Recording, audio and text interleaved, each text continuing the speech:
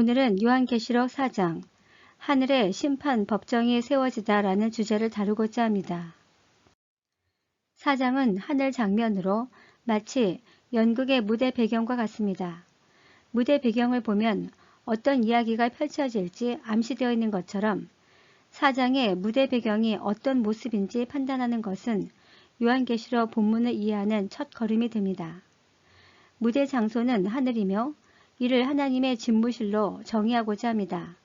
무대 배경은 마치 심판을 위한 법정의 모습이고 이러한 무대 배경은 19장 심판이 끝날 때까지 유지되며 무대 위의 인물은 새로운 막이 시작될 때마다 새로운 등장인물이 나타납니다.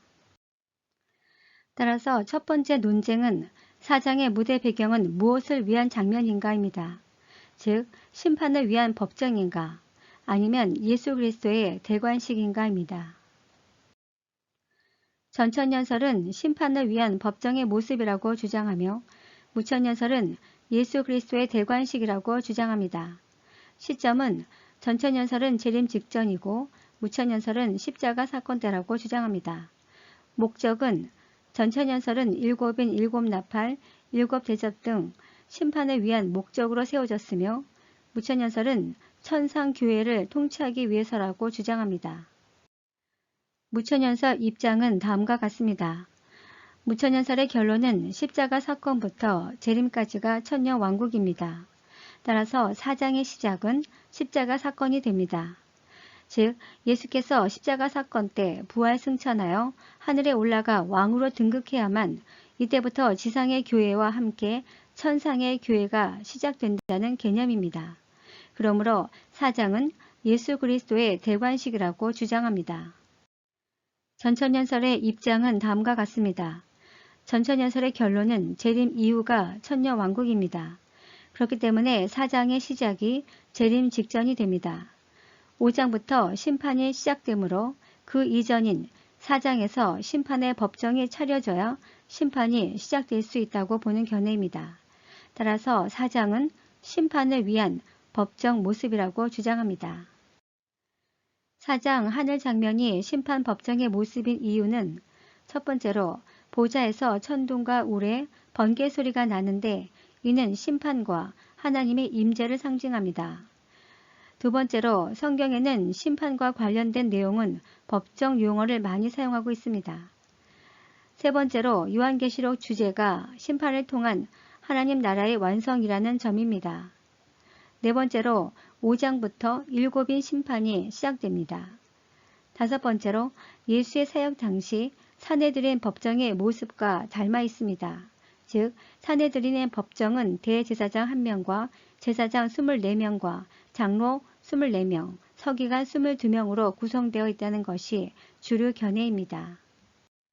4장의 하늘 장면을 대관식으로 볼 수 없는 첫 번째 이유는 4장에서 예수 그리스도가 등장하지 않으며 5장에서 등장하는 모습은 왕의 모습이 아닌 어린 양의 모습이며 왕관도 없습니다. 두 번째로는 4장 1절에서 이후에 마땅히 될 일을 보여준다고 했는데 어떻게 과거의 십자가 사건 때 장면을 보여줄 수 있겠습니까? 세 번째로는 5장부터 19장까지 예수 그리스도가 왕으로 등극하는 모습이 없습니다. 네 번째로는 사도 요한이 로마 황제의 대관식을 인용했다는 근거가 없다는 점입니다. 그런데도 무천연설은 사도 요한이 로마 황제의 대관식을 보고 인용했다고 주장합니다.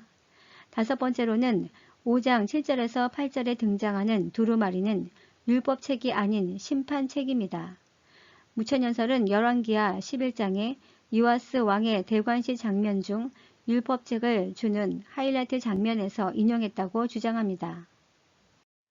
그러면 지금부터 4장 본문을 살펴보도록 하겠습니다.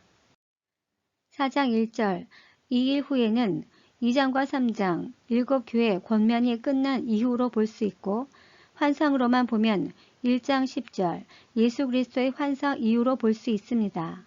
중요한 건 1장과 3장은 권면의 말씀이고 이후부터 전개되는 4장부터가 미래적 계시가 됩니다. 4장 1절에 이리로 올라오라는 표현은 사도 요한이 하늘로 올라간 장면일까요? 아니면 사도 요한이 지상에서 환상을 본 장면일까요? 여기에 대한 논쟁이 있습니다. 이 구절은 4장 2절에 성령에 감동되어 라는 표현 문구와 함께 보면 사도 요한이 지상에서 환상을 통해 하늘 장면을 본 것으로 보는 것이 합리적입니다. 4장 1절 이후에 라는 표현은 헬라어로 메타타우타이고 영어로는 접속사 애프터로 쓰였습니다.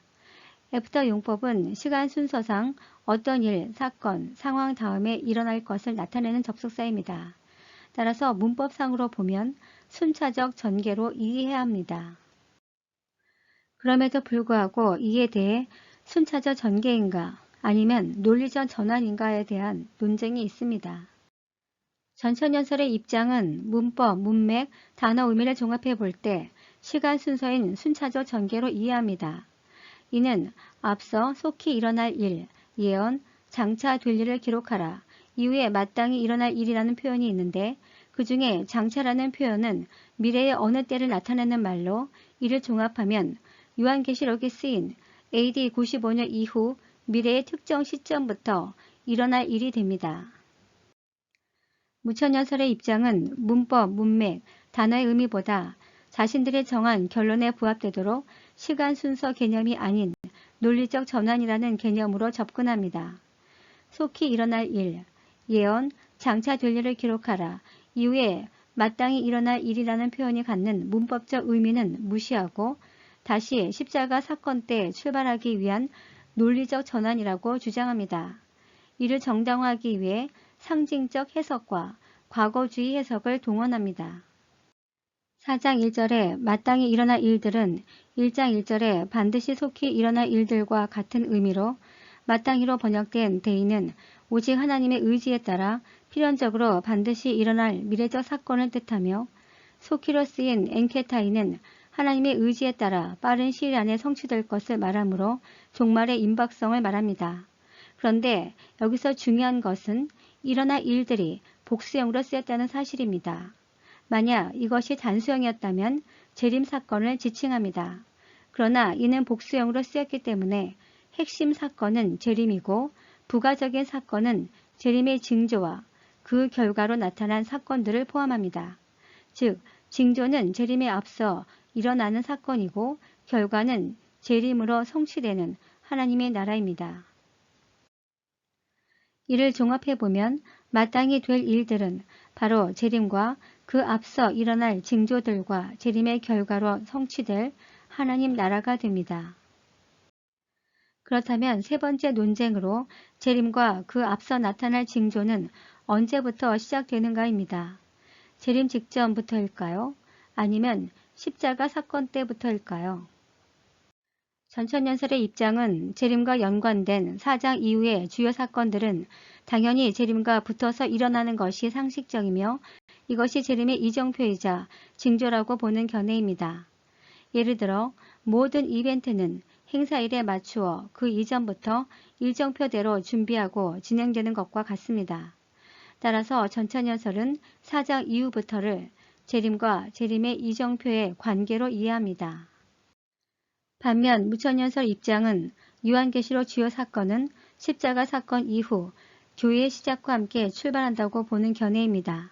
따라서 마땅히 될 일들에 대해 재림과 재림의 징조 관계로 보지 않으며 로마 박해를 당하는 성도에게 주어진 환상과 메시지로 이해하며 이후부터는 사단의 박해에도 불구하고 승리하는 교회의 모습을 재림까지 연결하여 교훈적 의미로 전달합니다.